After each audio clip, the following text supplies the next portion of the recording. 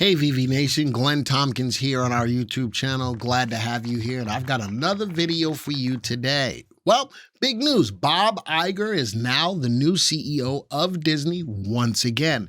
Does he have that magic touch to bring Disney back to where it was? When you wish upon a star, Bob Iger, we know who you are.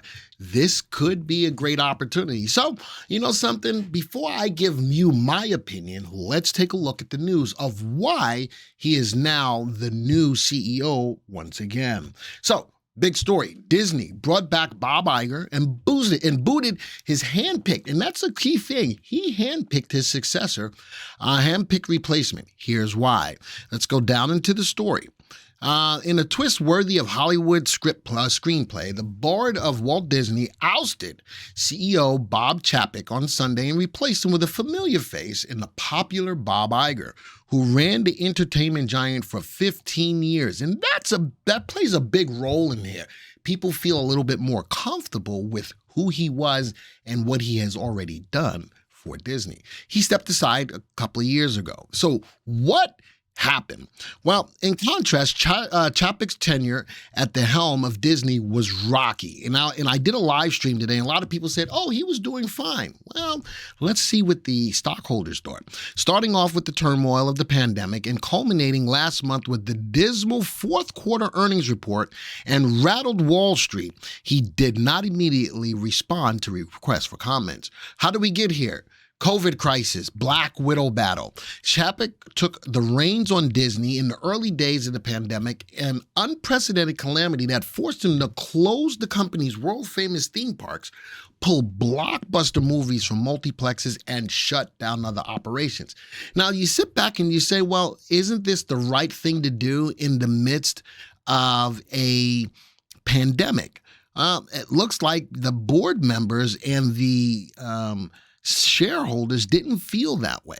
How about this? In the second year of the pandemic, when many consumers were still nervous about returning to theaters, Disney decided to make certain movies available to rent simultaneously on its streaming service, including Marvel's Black Widow.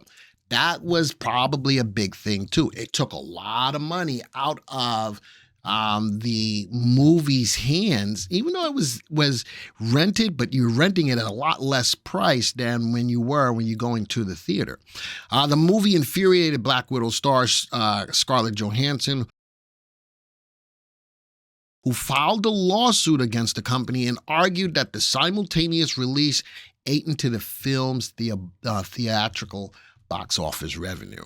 All right. In a sharply worded statement that raised eyebrows, Disney said its lawsuit is especially sad and distressing in its callous disregard for horrific, prolonged global effects of the COVID-19 Florida fiasco. Now, this was another whole thing that hurt them on a social basis. Nearly 2 years after taking over, Chapek became entangled in a public relations snafu that angered employees and made the corporation a magnet for criticism from people on both sides of America's culture wars.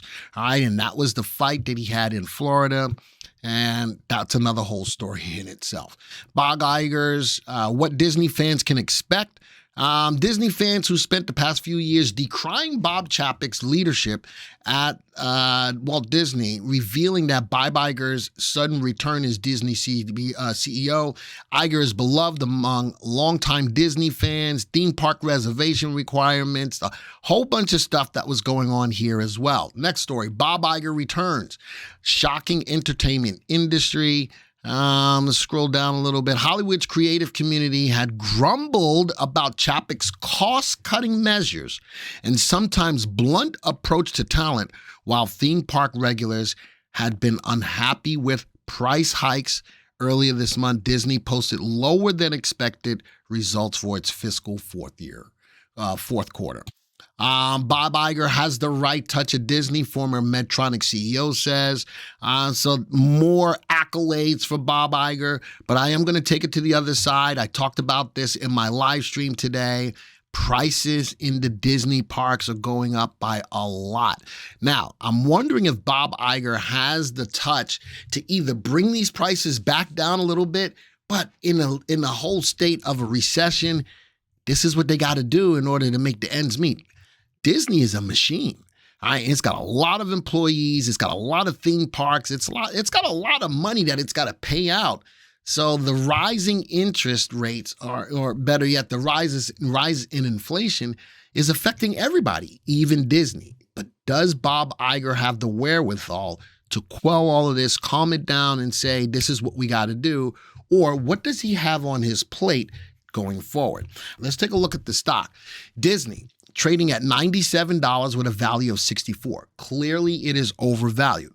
Well, that means that people are willing to spend a premium on Disney because they feel they've got consensus that Disney is going to do better.